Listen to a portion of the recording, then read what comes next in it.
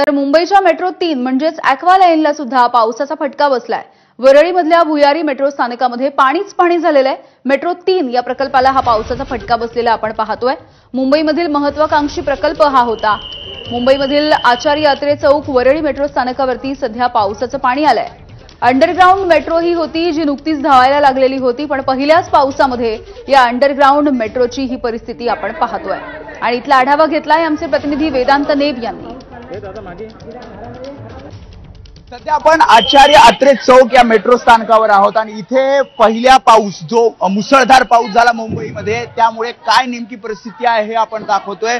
पूर्णपणे आतमध्ये पाणी साचलेलं आहे। वायरिंग आपण बघतोय, खाली काही मशिनरीज बघतोय, इन आउट एंट्री करायच्या ज्या मशिनरीज आहेत त्या आपण खाली बघतोय आणि पूर्णपणे आपण बघतोय कशा प्रकारे आतमध्ये पाणी पूर्णपणे साचलेलं आहे। मेट्रो सेवा ही पूर्णपणे बंद करण्यात आलेली आहे।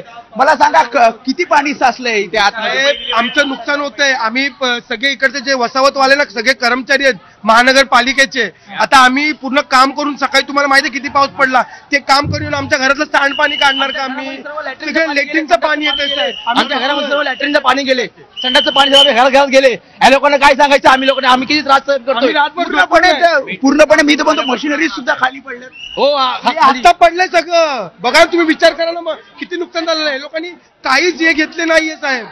त्यामुळे आपण बघतोय कशा प्रकारे वायरिंग इथे बाहेर निघालेलं आहे।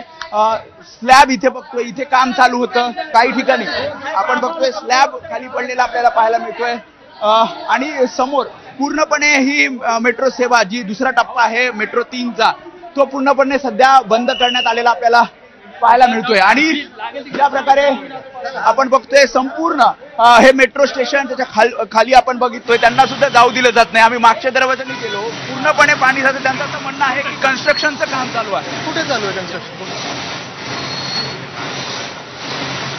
मग काम चालू तर उद्घाटन कशाचं केलं नेमकं? म्हणजे गडबड केली आहे, गडबड। भाजपचं सरकार पैसे खात आणि खोटं बोलतं हे आपल्याला कळलंय। मेट्रोच्या कामातून एक तर प्रत्येक स्टेशनमध्ये एस्केलेशन किती झालं त्याची चौकशी तर व्हायलाच पाहिजे, पण आज हे पाणी तुंबलं कसं हे देखील प्रश्न आहे। आणि तुम्हाला जर सोडत नसतील, माध्यमांना जर सोडत नसतील, मग देशात काही इमर्जन्सी लागू झाली आहे का?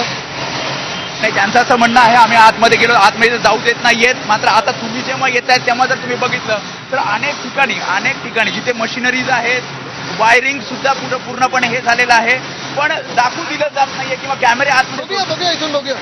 त्यामुळे आपण बघतोय आदित्य ठाकरे हे वेगवेगळ्या ठिकाणी पाहणी करायला पोहोचलेले आहेत आणि आचार्य यात्रे चौक या ठिकाणी ते आलेले आहेत। खरं तर सुरक्षा रक्षक आहेत, आपण सुद्धा प्रयत्न केला।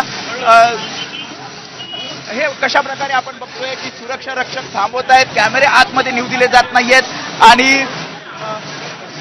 इथे आता आदित्य ठाकरे आतमध्ये येत आहेत आणि संपूर्ण जो आचार्य यात्रे चौक आहे त्याचा खरं तर काय ऐका ना प्लीज, दोघा तिघांना घेऊन जा, मी तुम्हाला अडवत नाही, फक्त एवढा सगळा स्टाफ आणि तुम्ही सोबत आहे। दोघा तिघांना घ्या आणि न्यूज वाले प्लीज। एक कोणीतरी कॅमेरा घेऊन सोबत चला, एक मीडियावाला चला, हे लागेल।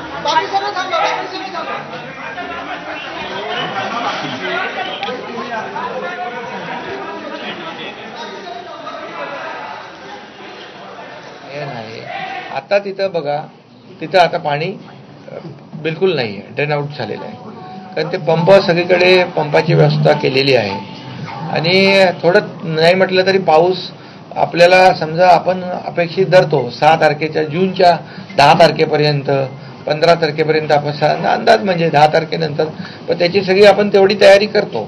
पण आता पाऊसच अगोदर आला आणि पावसाचं बघा, मला इथं आकडेवारी पण दिली की इथं नरिमन पॉइंटला 252 मिलीमीटर पाऊस पडला 12 तासामध्ये। महापालिका मुख्यालय इकडे 216 मिलीमीटर पाऊस पडला, हे विभाग 214 मिलीमीटर पाऊस पडला, कुलाबा पंपिंग 207, म्हणजे जिथं आपण अपेक्षित धरतो 50-55 आपली जी सिस्टीम आहे, आता तिथं बघा एकाच वेळेस एवढं पाऊस, म्हणजे एक प्रकारचं एक क्लाउड बस्टिंग ढगफुटीसारखं झालं ना, एकदम धबधब पाऊस पडलाय।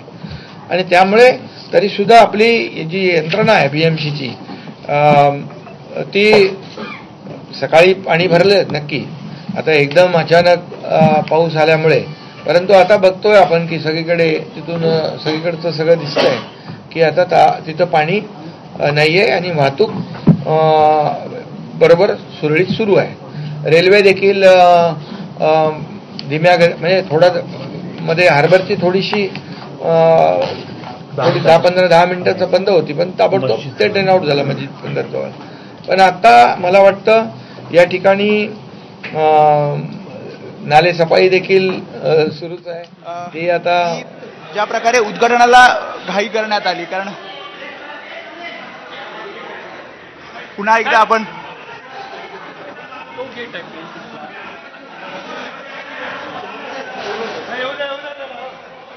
त्यामुळे पुन्हा एकदा आपण बघतोय की कशा प्रकारे पूर्णपणे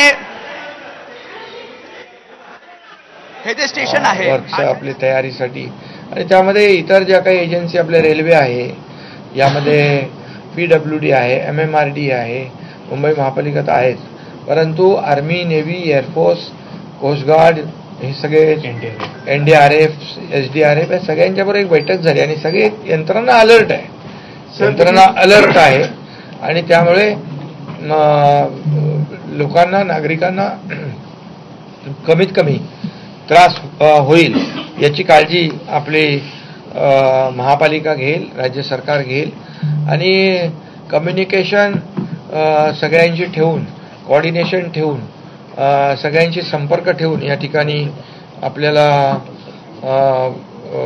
बिलकुल काम करायचं आहे, टीमवर्क म्हणून.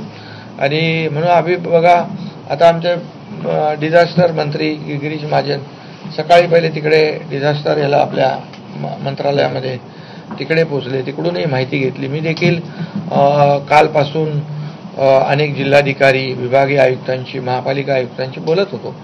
संपर्क शेवटी मुख्यमंत्री देखील त्या ठिकाणी संपर्कामध्ये आहेत.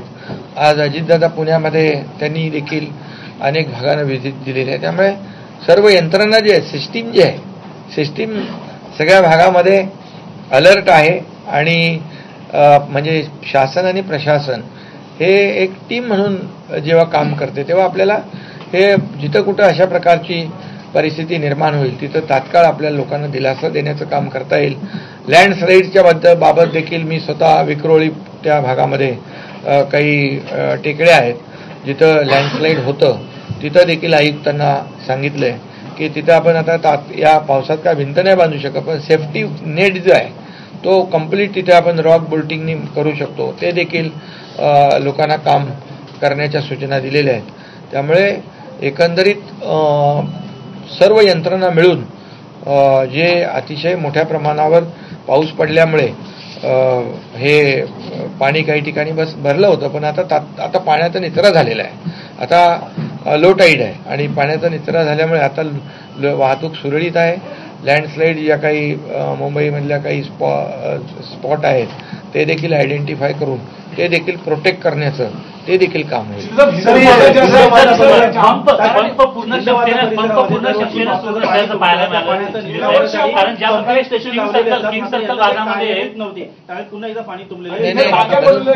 मी त्याची माहिती घेतली. मी आता कुठलाही पंप बंद नसणार.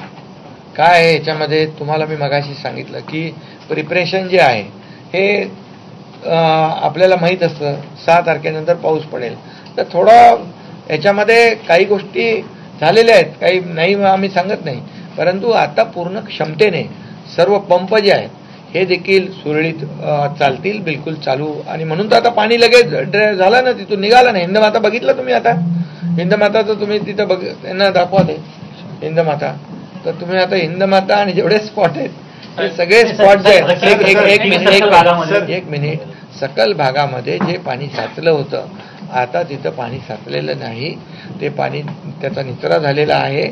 आणि दुसरी गोष्ट, यावेळेस नाले सफाईमध्ये पण यावेळेस AIचा वापर केला आहे महापालिकेने. एक मी मगाशी मला दाखवलं की रोबोट आहे, जिथं म्हणजे कधी त्या कलवट साफच होत नव्हते, तर तिथं रोबोटच्या सहाय्याने देखील साफसफाई केलेली आहे. आणि लोकांनाही देखील ते व्हिडिओ त्याचे तात्काळ अपलोड करण्याची देखील या ठिकाणी सिस्टीम केलेली आहे. आणि त्यामुळे जिथं कुठं पाणी असेल, जिथे नाला सफाई झाला नसेल, तर लोकांनी देखील तात्काळ संबंधित विभागाला